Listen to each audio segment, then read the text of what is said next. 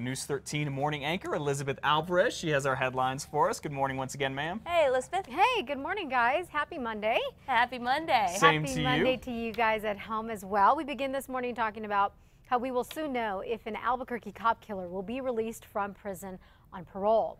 Joel Lee Compton will go before the state parole board in early March. Compton was convicted of fatally shooting 35-year-old officer Gerald Klein back in 1983.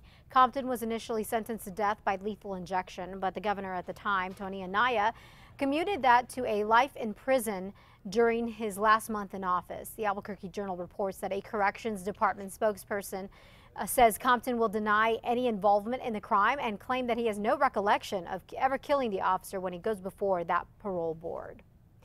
Here's another reason why you should not drink and drive. Look at this video we're about to show you. Early yesterday morning, sheriff deputies saw an SUV parked the wrong way in Alameda in northwest Albuquerque. So deputies went up to the car and say that 3 teens took off running and the driver sped off. And the driver apparently ended up rolling the SUV.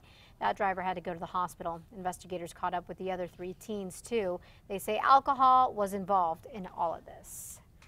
This next story is a warning for anyone who writes checks and puts them in the mail. Laura Valdez tells us that she was paying bills last year and wrote 5 checks for a total of about $1,200. She says she put them in the mailbox when she says someone swiped them and then did this. One of the checks was for $70. They turned it into $700. The other check was for $506 and cashed for $506. Valdez realized something was wrong then when the checks bounced and her account was overdrawn. At first, the bank she was dealing with planned to get her all the money back in 2 days.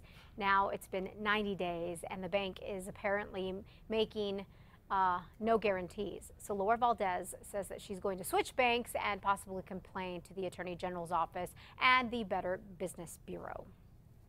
Thousands of dollars from the state's Democratic Party is now missing, and investigators think it was all from an inside job. Police say Cassandra Romero, seen here, used to work for the party, and that she and a friend, Larry Maez, wrote themselves more than $2,000 in checks.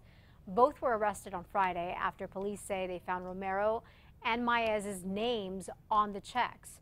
The state Democratic Party didn't want to talk about what had happened, but told us that a worker who was arrested and that worker no longer works with them.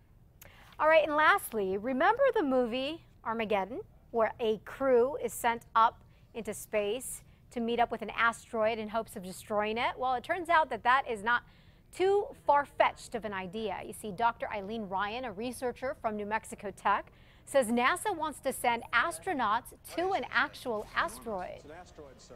Right now, we're working with great enthusiasm to find an asteroid that we might send people to by the year 2025.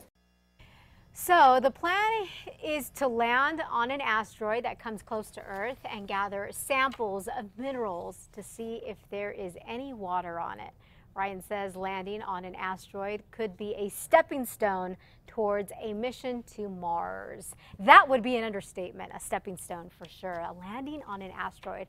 Kind of sounds a little scary to me. I don't know about you. That wraps it up for your Monday morning headlines. Be sure to catch Matt, Kristen, and myself every weekday morning on KRQE News 13 beginning at 4:30 a.m. Dark and early, like I say, folks. Dark and Absolutely. early. And with that asteroid story, somebody better call Ben Affleck. Right? He'll get right on that. Now that would be another movie in the making. If it happens. Hey, we'll see. You never know. Ben's pretty good at making movies these days. Thank you, Elizabeth. Thanks, you We'll see you bet. in the morning.